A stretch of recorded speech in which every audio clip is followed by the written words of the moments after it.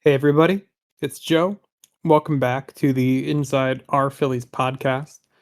The Phillies lost tonight 2-1 to the Los Angeles Dodgers in game 4 of the National League Division Series, and this is nothing short of heartbreaking, and this game is going to stick with all of us for a very long time. I've been to a lot of bad Phillies games in my life. I was at game 6 of the 2010 NLCS where the Phillies got eliminated by the San Francisco Giants. That was my first ever Phillies playoff game. The next one I went to after that was game 5 of the 2011 NLDS where the Phillies lost 1-0 to Chris Carpenter and the St. Louis Cardinals with Ryan Howard tearing his Achilles on the last play of the game, the ground ball. I went to Arizona for game 4 of the 2023 NLCS and saw Craig Kimbrell melt down, and then I saw the Phillies lose game 6 and 7 back in Philadelphia. But I don't know if I am ever going to top the pain that I felt and am feeling from this game right now.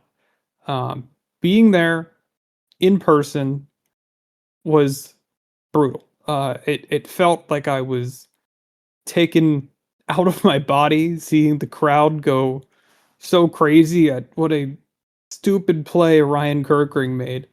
And as soon as I kind of snapped back to myself, 60 seconds later, I just, you know, screamed out "fuck" and I got out of there as quickly as I could. I didn't want to be part of the Dodgers party.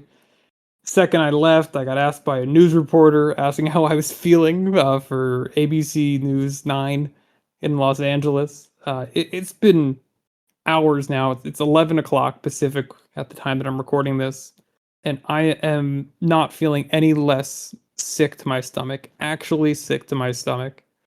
Uh, this is nothing short of a core memory for me, and I'm sure that it is for many of you as well. How quickly things have changed, and now all of a sudden the questionable managing by Rob Thompson is not the focal point of this series. The Bryson Stott bunt is not going to be the primary talking point that people have. But what's going to stick with people forever is the play that Ryan Kirkring made, and I don't have really anything special that I can provide on that. Everybody has eyes, and they were able to see what happened. Just an absolute tragedy of mistakes that Kirkring made. Bobbling the ball in the first place, freaking out, going to home instead of going to first when he had all of the time in the world. I don't need to rehash all of that. Um, I actually think the decision to go to Kirkring by Rob Thompson was fine. That was another question I was asked by the ABC News in Los Angeles. Um, I don't know who else you're going to go to at that point other than Robertson and Kirkring at this point in his career. He's a better pitcher than David Robertson is, and I was fine with the call to go to Kirkring when you have the platoon advantage like that. Obviously, the results did not end up well, and I'm a little worried that this is going to be something that sticks with Ryan Kirkring for a long time. Um, I think there's legitimate questions on if he's going to be able to pitch here again.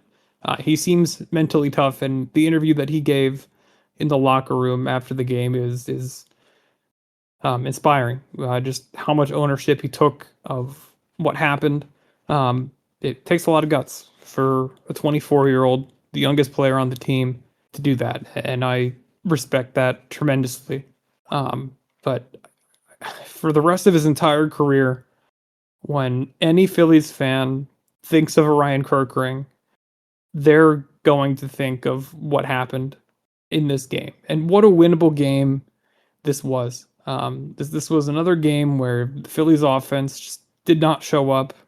Again, that I don't need to rehash everything, but I think that it's hard to win games when you get one hit out of your first three hitters. Turner 0 for 5, Schwarber 1 for 5, Harper 0 for 4. Schwarber ends this postseason hitting 188, Harper hitting 200 for the postseason. Marsh, another terrible game. Castellanos had a very bad series, just got two timely hits. Stott, another bad series for him. I don't know where you go from here. And I don't want to be too negative. I don't want to focus too much on the future when we are living and experiencing the game that we just watched. But this opportunity that this team had was probably their last opportunity to win a World Series. This team is going to be different next year, and they probably should be different. There's a lot of tough questions that the Phillies have to ask about who they want to bring back, who they want to pay, they want to trade anybody, what the young guys coming up are going to be able to do. And we're going to see a changing of the guards. Age comes for everybody, including Phillies players, and these guys are not the guys that they were 3 years ago in 2022. And age is not going to suddenly reverse. You can't go backwards in time, and you can't get the opportunities back that you missed. And the Phillies missed an opportunity where they had a lead in the World Series, 2-1 lead in the World Series in 2022. They blew an opportunity to get back in 2023 when they would have been favored. They had an incredible regular season last year and blew the opportunity. And again, they could have won every single one of these 4 games.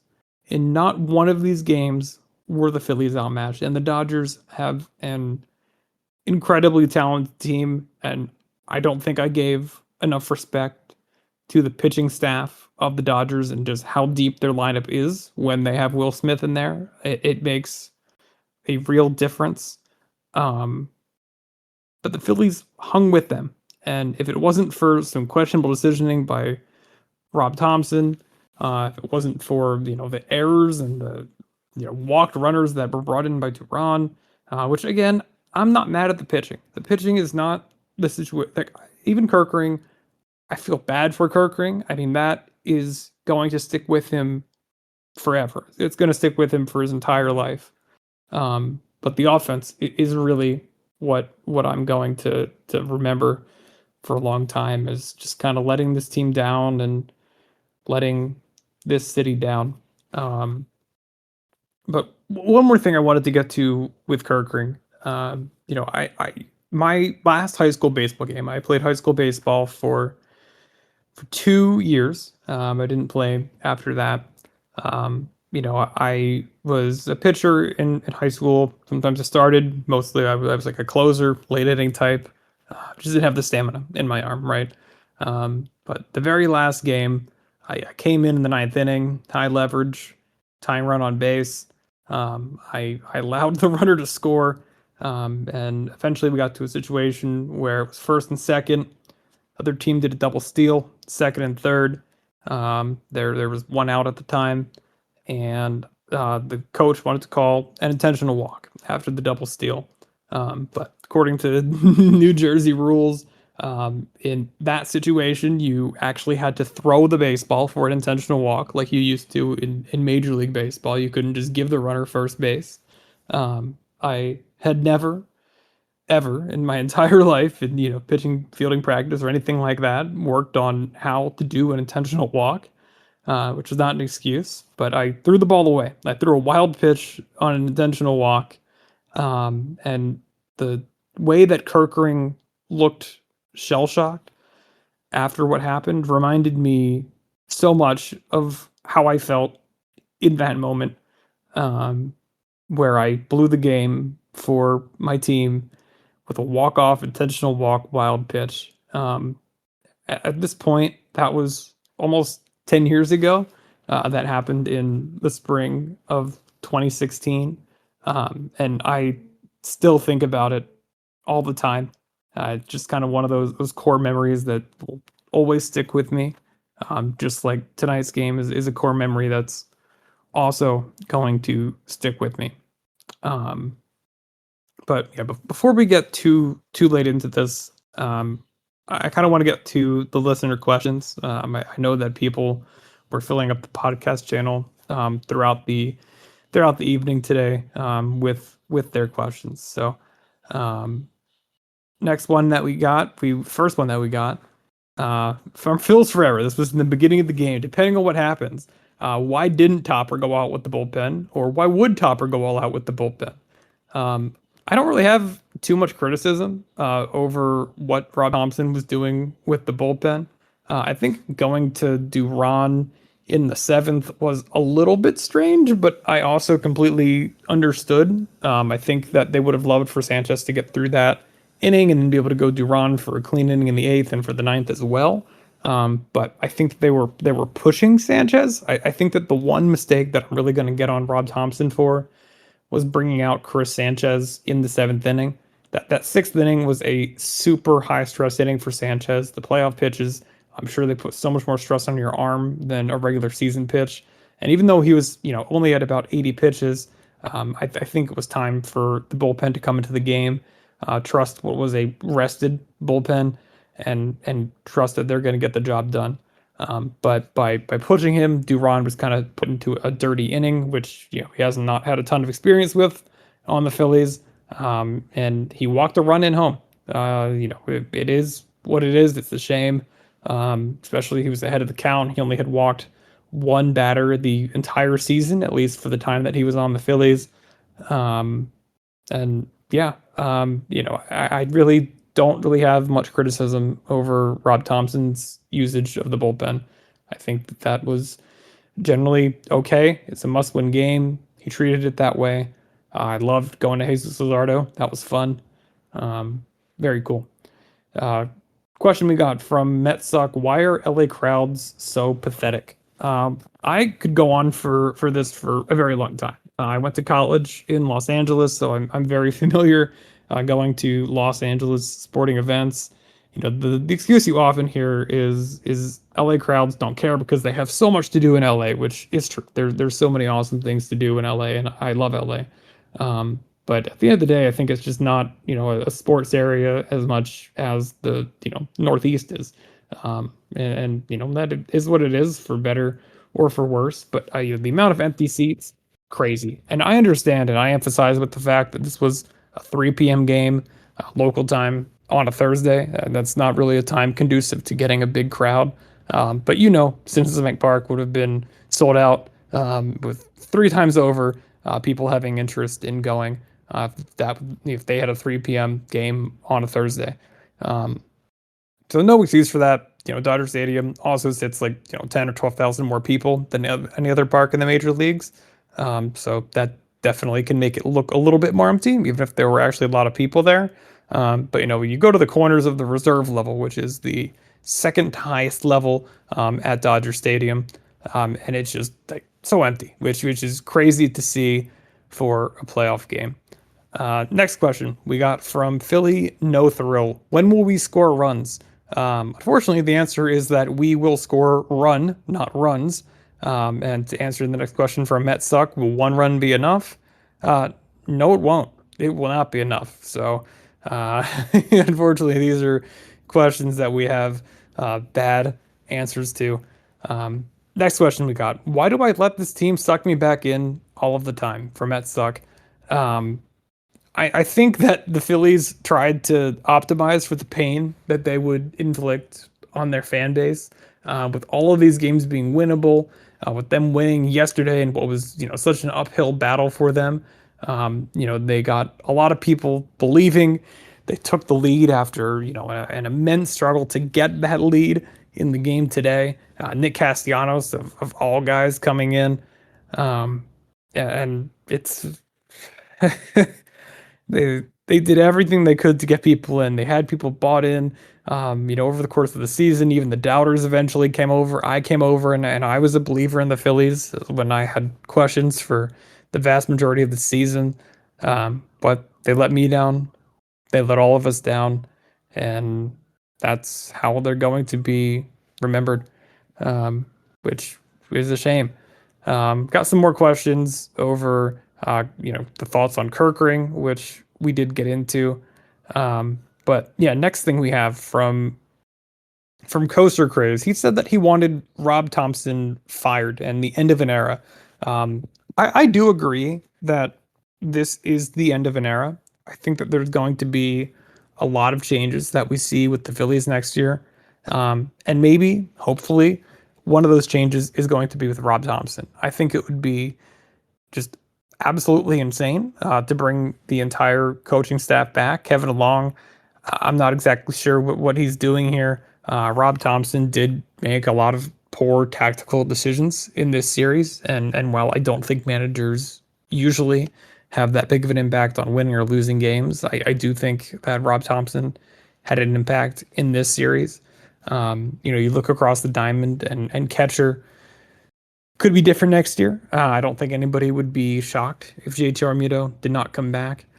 First base, Bryce Harper is going to be there. Shortstop, Trey Turner is going to be there. Second base and third, Bohm and Stott. If you are going to be having Aiden Miller come up, he's probably going to be playing second base or third base. And at that point, I don't think it makes sense to have both Bohm and Stott. So maybe one of them is going to go. Harrison Bader, it's a free agent. He's gone most likely.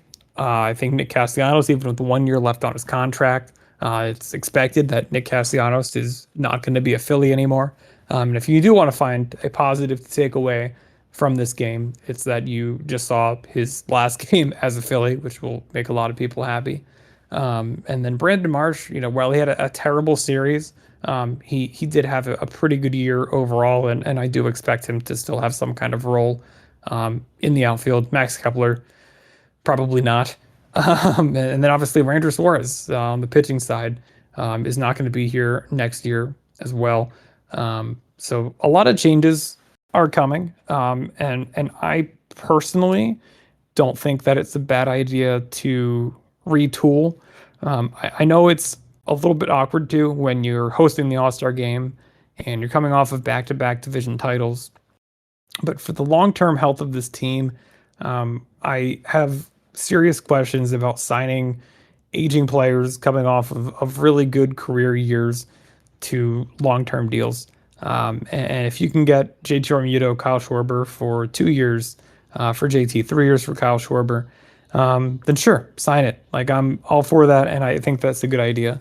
But I don't need to be getting into the crazy, 30, 40 million AAV for JT. I don't need to be getting to 20 million AAV. And I don't need to just tack extra years on for the heck of it. I want the Phillies to be smart. Money is a finite resource. We're not the Dodgers, we're not the Mets. And the way that dollars are spent, it does matter. Even if we're not paying it ourselves, there's only so much that can go around. So this is the end of an era. I think Coaster Craze is spot on with that. That the Phillies are going to be different, and that magical feeling that we all had in 2022, and really all the way through this year, it's gone. I don't feel that same feeling towards the team that I felt in 2022. That's still mostly the same. Even if it is the same next year, at this point, I think the story, until proven otherwise, has been written. So yeah, I don't really know what you can say at this point. But anyways, Coaster Craze also had a question. Why would you throw home when JT is signaling first? And why does Rob Thompson love Kerkering? We've been over the Rob Thompson Kerkering thing. I think that decision is fine. I understand it. You could have made a really good argument for putting in Robertson, but I was okay with the decision that Rob Thompson made. And then as far as throwing home when JT is signaling first, Kerkering wasn't thinking. It was just clear that he had really kind of no idea what was going on. He was panicking, and he thought the play was at home when it wasn't. Paez wasn't running that fast out of the box, and the play was at first the entire time. Which, oh well. From I am fucking livid. Is the run over? Yeah, the run's over. This era, this team, it's just not going to feel the same anymore, which is a shame.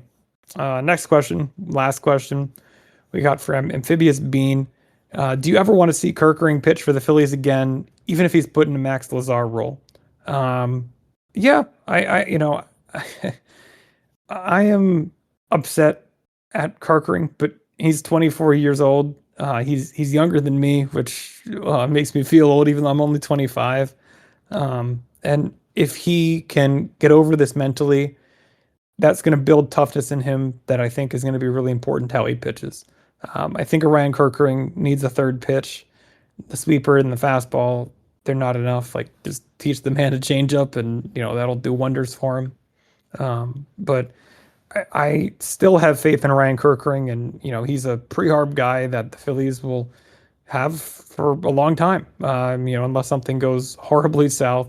And I know he allowed a lot of inherited runners, and it was a perfect way for the season to end by Ryan Kerkering allowing an inherited runner to score, even though it was unearned. But I expect Ryan Kerkering to be back, and hopefully he can get past this, because I could see this being something that gives him the yips and just makes him never the same. Um, but next question we got from Amphibious Bean, not including free agents, Cassie and Bohm. Who goes? Do you see Marshall on the 2026 Phillies? And who are your 2026 locks?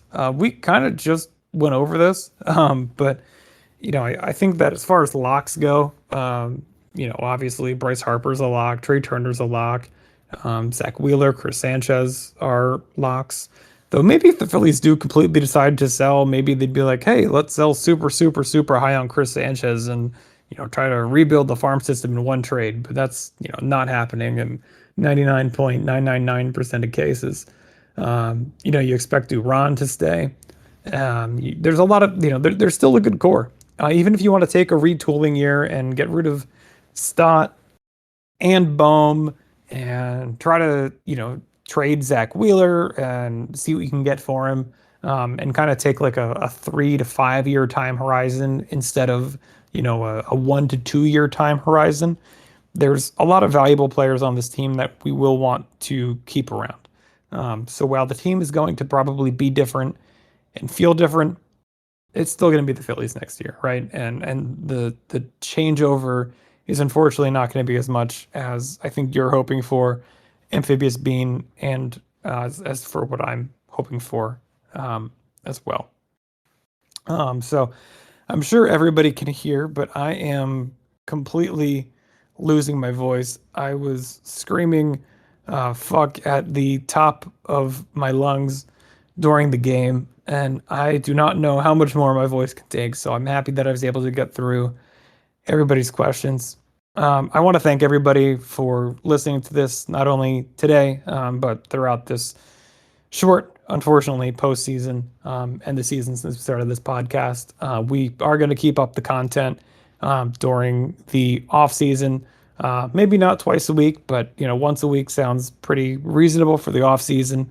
So for me and all of the guests that I've had on, I really appreciate the activity. It's been really fun to be starting this podcast and to have all the activity in the podcast channel on Discord, and to see people kind of get involved and become fans of the show.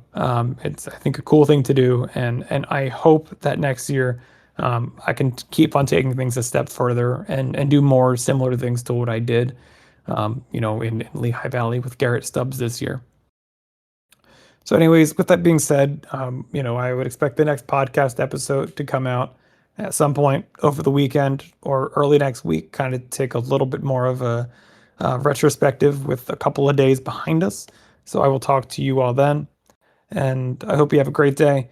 And we'll see the Phillies again in about 5 months, which that hurts, but they'll be back. Enjoy the winter, and we'll be here with you the entire way.